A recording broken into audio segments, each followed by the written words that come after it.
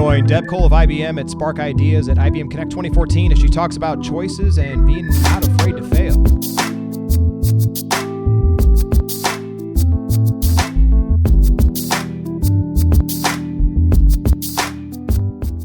There.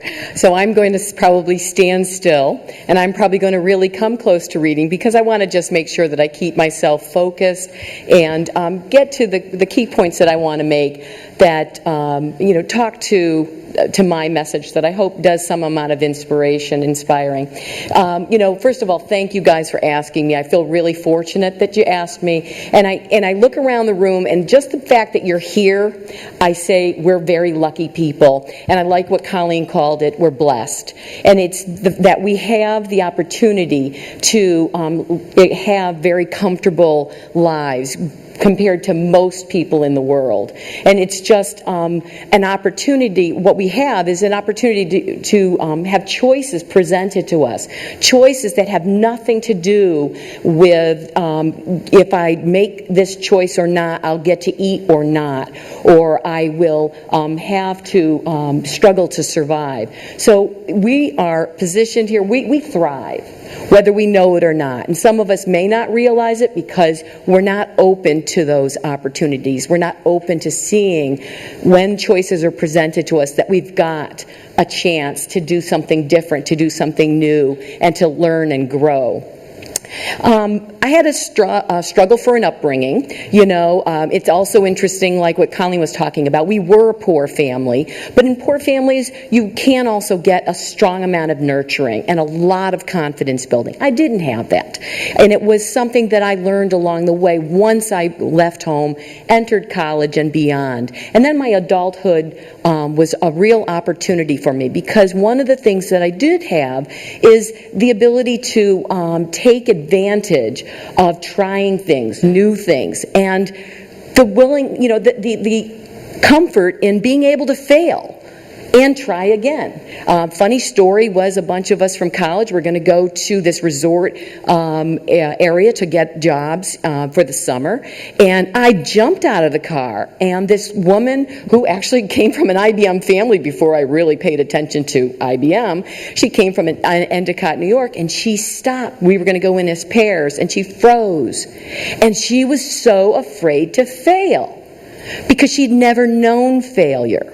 So I have that willingness to try. And I'm not talking about my childhood as if it's a woe is me. It's really that opportunity that was presented to me. And it also, with the willingness to try, there's that opportunity to expand your point of view. If you don't try new things, if you don't try new foods, if you don't try a new genre in reading or movie materials, you're narrowing your viewpoint, and you're missing out. So I have a lot of those opportunities and I'm very proud of my adventures and my opportunities that I've taken advantage of along the way. And I don't want my bucket list to be a crash course in the 11th hour the day before I die. I want to do things now. And if you do know me, you know that in my job I procrastinate like there's no tomorrow.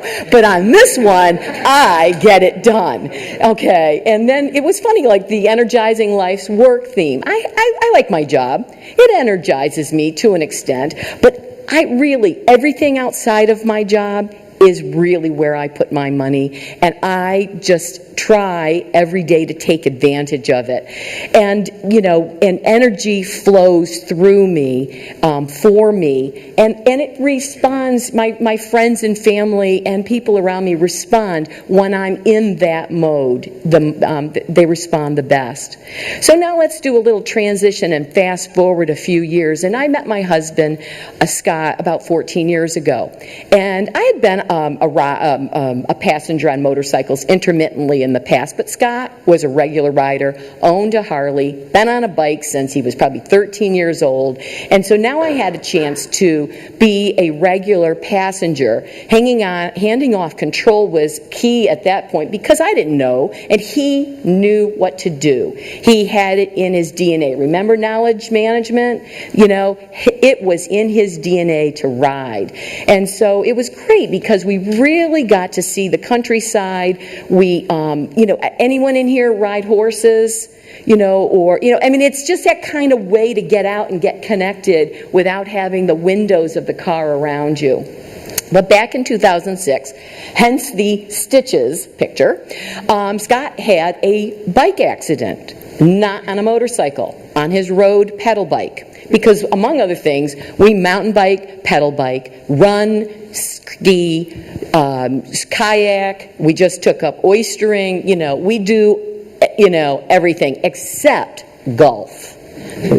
Just not going to do golf. Okay.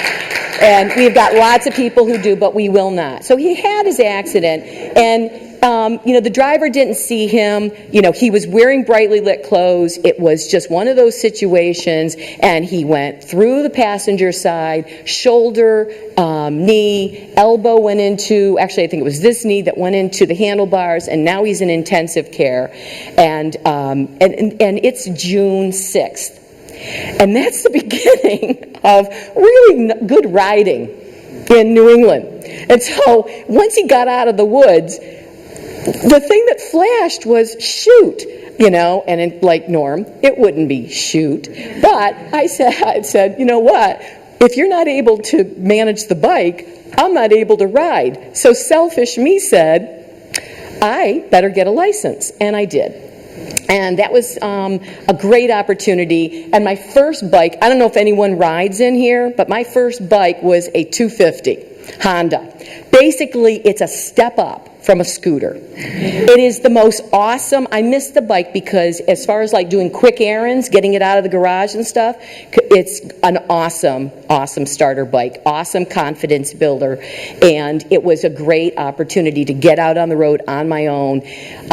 The following year, I got diagnosed with breast cancer and had chemo, and the Upper Corner still went to one of the Harley rallies. We met up with friends in Virginia, and with that, I was able to, stay empowered, stay in control, and then, really feel like I could it was therapy and get me back on track.